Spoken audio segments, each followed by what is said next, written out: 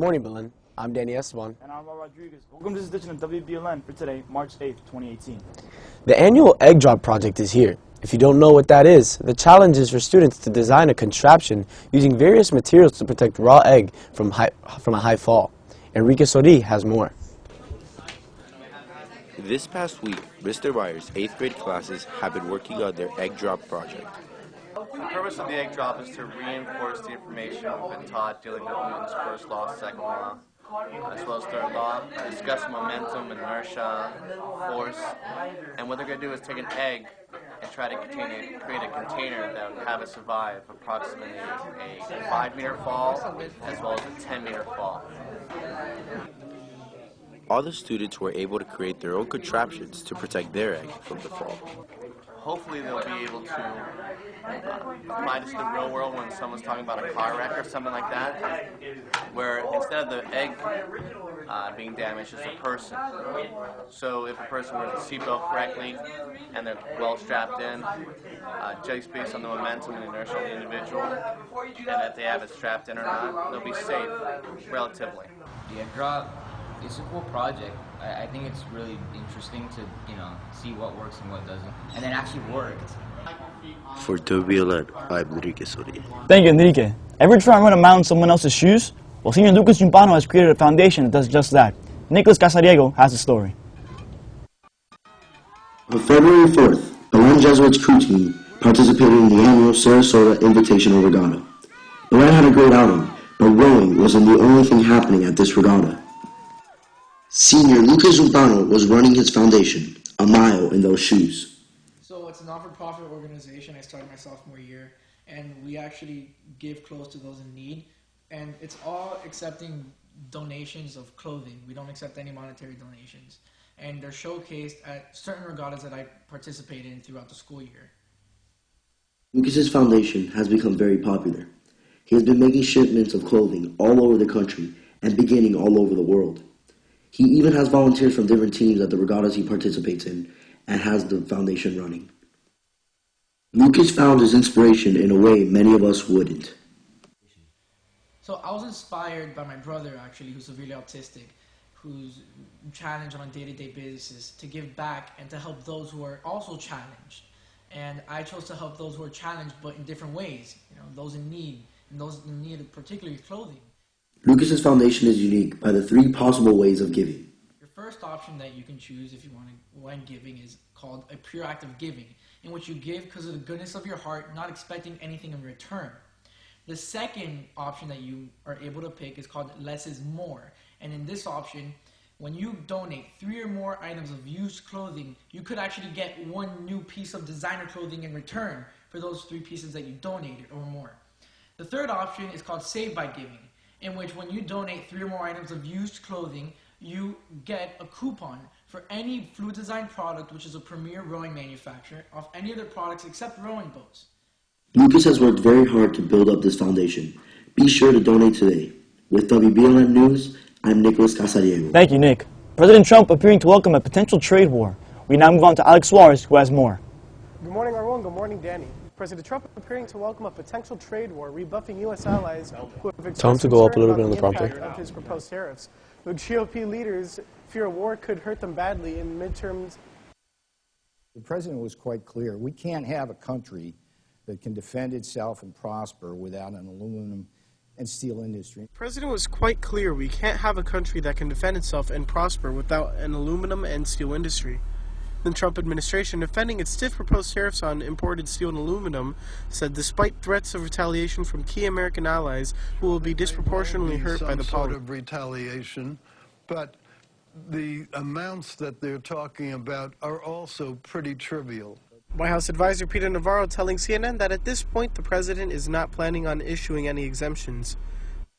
As soon as you exempt one country, then you have to exempt another country. And so it's a slippery slope. British Prime Minister Theresa May calling Mr. Trump Sunday to express her deep concerns after officials from the European Union vowed to impose taxes on the U.S. goods, including Harley-Davidson motorcycles, bourbon, whiskey, and Levi's jeans. President Trump appearing undeterred, responding by threatening to tax European cars and tweeting, "Steel and aluminum industries are dead. Sorry, it's time for change."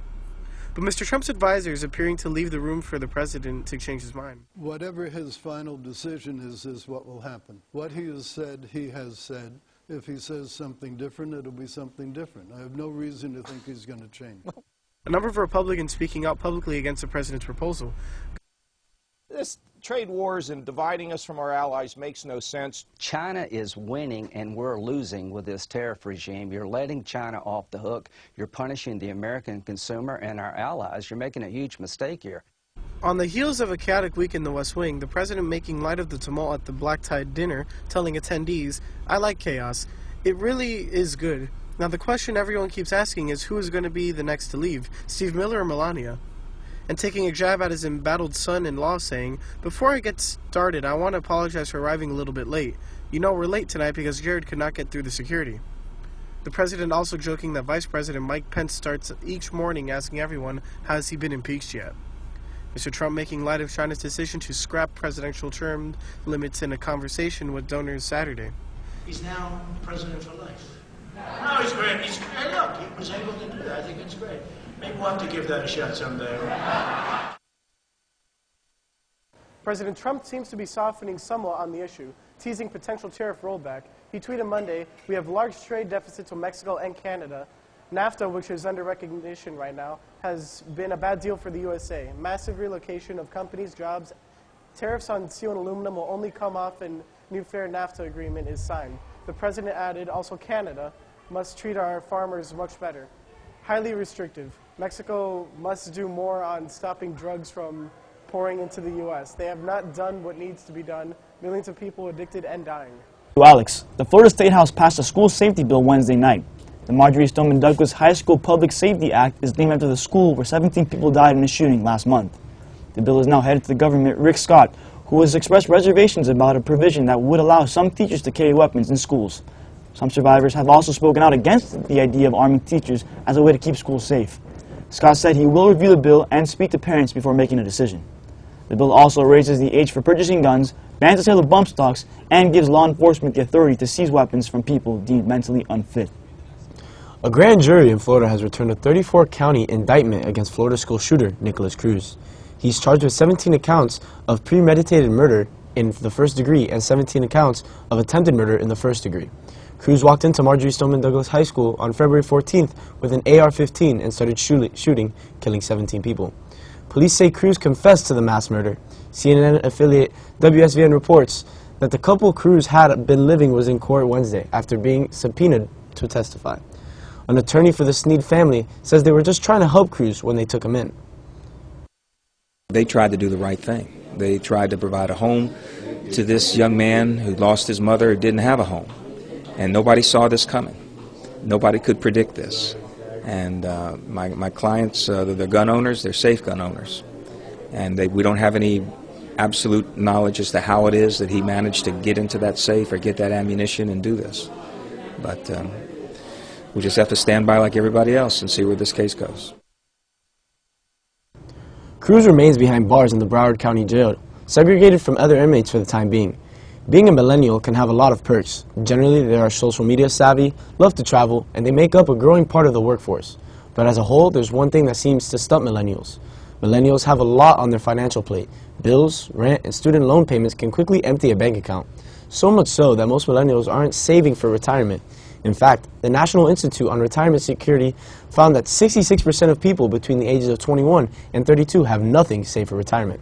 If you want to start saving now, experts say to be honest about your financial future.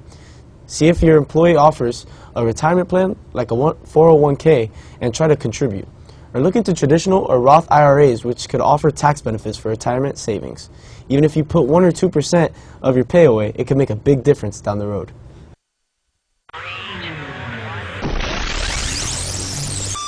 Hey guys, here's your scoop for today. This past weekend, the speech and debate team competed at the Florida Forensics League State Tournament hosted by Timber Creek High School in Orlando, Florida. The team brought together over 1,000 students in 12 different events to crown the state champion in each event. The team was led by a trio of sophomores, and they continue to progress and become a force to be reckoned with in the state league. Led by sophomores Kevin Belito, who captured 14th in extemporaneous speaking, and Kevin Bjorkman and Carlos Caballero placed 16th place in public forum debate. The team now gears up for the last leg of the National Speech and Debate Association District Qualifier at Miami Beach High School. During the week of March 12th to 16th, our school will be celebrating Ignatian Week. This week will focus on celebrating our Ignatian identity and how our Ignatian ideals help to form strong, moral men for others. Here's what the week is looking like.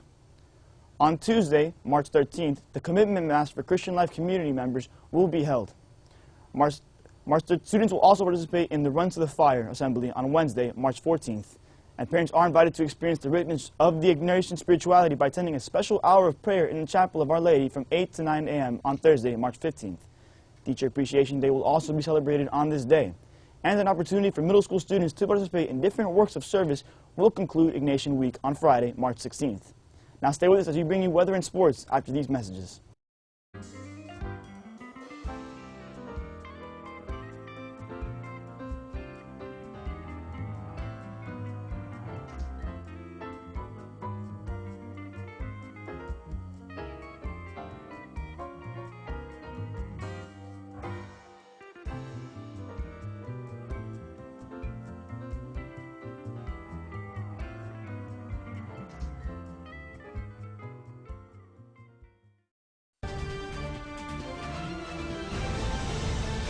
Good morning, Belen. It's looking like an absolutely spectacular day out today. It's a little cold, but that's a welcome sight down here in Miami. We have clear skies. Let's take a look at your forecast for today. All right, guys, for your temperatures, we're looking at your highs in the mid to low 70s and your lows in the low 50s, with relative humidity at 50%, winds moving northwest at 14 miles an hour, and a 0% chance of rain. All right, going into your extended forecast, going into the weekend, it's going to be an absolutely beautiful weekend with your highs in the low 70s to mid 70s and your lows in the high 50s to high 60s. And Sunday, we're looking at a little bit of rain showers coming in. All right, guys, that's all for your weather today. Let's pass it on to sports. Hello, Wolverine Nation. The JV baseball team beat St. Thomas 5-1. Esteban Rodriguez, Diego Romero, and Sebastian Reguero led the team. The varsity water polo team is scheduled to play in the Boca tournament this weekend.